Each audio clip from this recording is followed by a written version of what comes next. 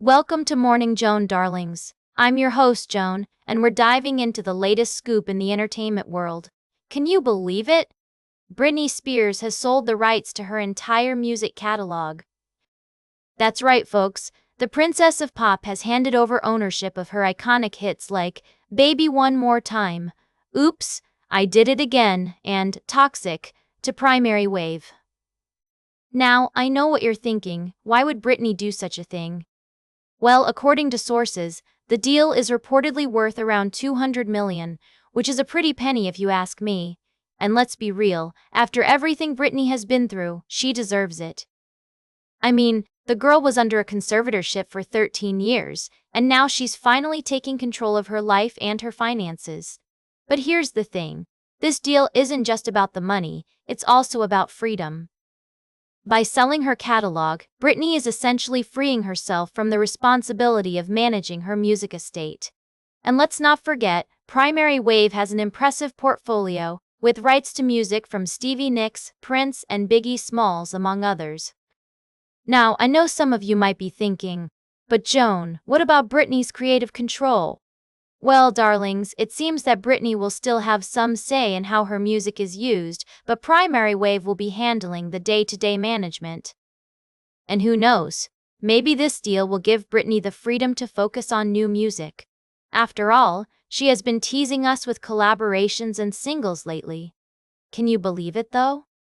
Britney Spears, one of the most iconic pop stars of our time, no longer owns her own music.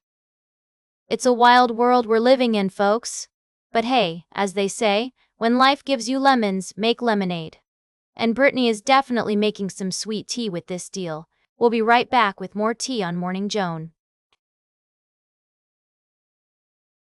Welcome back to Morning Joan, darlings. Today, we're diving into the fascinating world of MAGA art, or should I say, the lack thereof. It seems that the Trump faithful are having a hard time creating art that's not only aesthetically pleasing, but also intellectually stimulating. Now, I know what you're thinking. Can't they just hire some talented artists to create something beautiful, regardless of their political leanings? Well, it's not that simple, sweethearts. You see, the problem with MAGA art is that it demands submission and fealty, rather than encouraging creativity and free expression.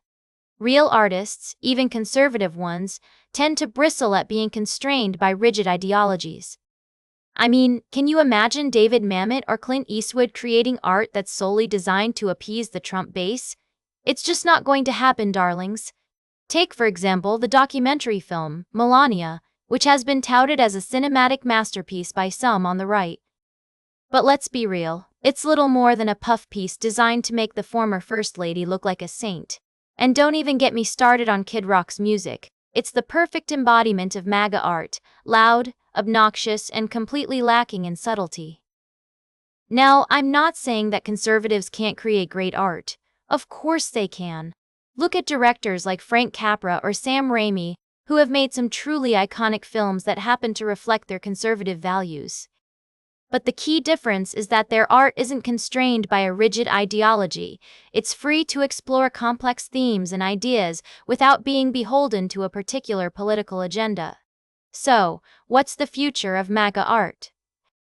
Well, if the current trend continues, it'll likely be a never-ending parade of Brett Ratner-directed films and Kid Rock soundtracks. But hey, at least it'll be entertaining in a train wreck kind of way. Welcome back to Morning Joan. We're wrapping up today's show with the story that's got everyone talking, the disappearance of Nancy Guthrie and the subsequent social media frenzy. It seems like every Tom, Dick, and Harry is trying to play detective, using AI tools to enhance security footage and coming up with their own theories about the case. And let me tell you, it's been a wild ride. From crowdsourcing ransom demands to creating fake images of suspects, it's clear that some people have no idea how AI works or how investigations are conducted. I mean, come on, folks, you can't just slap a keffiyeh on someone's head and call it a day. It's not only irresponsible but also downright bigoted. And if that wasn't enough, we've got mainstream media outlets like Fox News weighing in with their own brand of expertise. Jesse Waters, a host with a reputation for being, shall we say, less than nuanced, decided to share his thoughts on the suspect's demeanor and movements. Because, he's clearly an expert in criminology and surveillance footage analysis. It's a perfect storm of misinformation, speculation, and just plain old stupidity. But hey, at least it's keeping us all entertained, right? As we sign off today, I want to remind everyone to take a step back, breathe, and let the professionals do their job. The Guthrie family deserves our support and respect during this difficult time, not armchair detective work and baseless speculation. That's all for today's Morning Joan. Remember to like, share, and subscribe, and until next time, stay fabulous.